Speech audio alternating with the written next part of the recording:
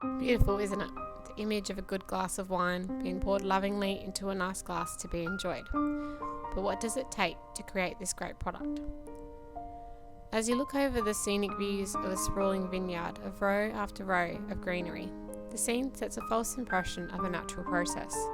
But wine production is not as environmentally friendly as you would first think. Water pollution, carbon emission, chemical spraying, land clearing, and mountains of hard waste are just some of the unfortunate consequences of producing this wonderful product. So what is being done to make this more environmentally friendly and sustainable?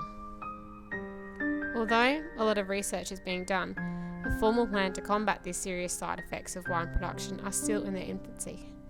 Realising and understanding how wine growing affects the environment is the first step. The first major area of concern is both the consumption and pollution of water, as evidence has also suggested that wine production can have a significant impact on the quantity and quality of water resources.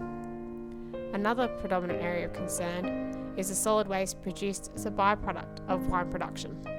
There are two categories of solid waste: organic waste, which includes grape marc, lees, pomace, stalk, dewatered sludge, and inorganic waste, such as heavy and bulky packages, chemical containers, disused pallets, broken and disused trellising.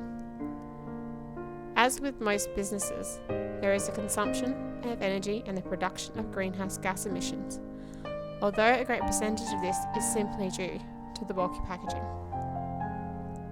There is a link between chemical use and numerous environmental effects, such as the contamination of surface and groundwater sources, contaminated runoff, loss of soil fertility, reduction in bee populations, spray drift, as well as a negative impact on local habitats and neighbouring properties.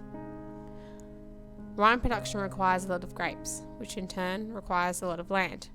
There has been an influx in the last 20 years of new wineries, and the clearing of land for these affects the environment in various ways. The destruction of habitat, loss of biodiversity, localised pollution and contamination, as well as the impact of neighbouring properties and the market value of land.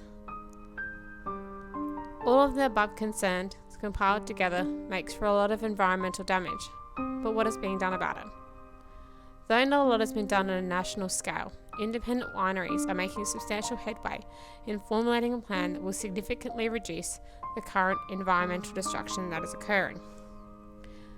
The small things that are being done, such as the reduction of the use of toxic chemicals, recycling of wine barrels, packaging and wine bottles, which although does not done by the wineries themselves, it is working towards a common goal. There is also research being done into using grape marc as a potential biofuel. It's clear that something needs to be done. Unless more research is funded and a viable plan is formulated to cover all wine growers, which can be enforced on a national scale, we may be fighting a losing battle. There also needs to be a clear relationship between the environmental and economical benefits that will better encourage growers to participate in the initiatives. At the moment, the costs of implementing some of the suggested programs outweigh the potential benefit. But the future is still looking bright, and there are a lot of positives, as the work being done by the smaller wineries in implementing their own plans are stepping stones for bigger and better things.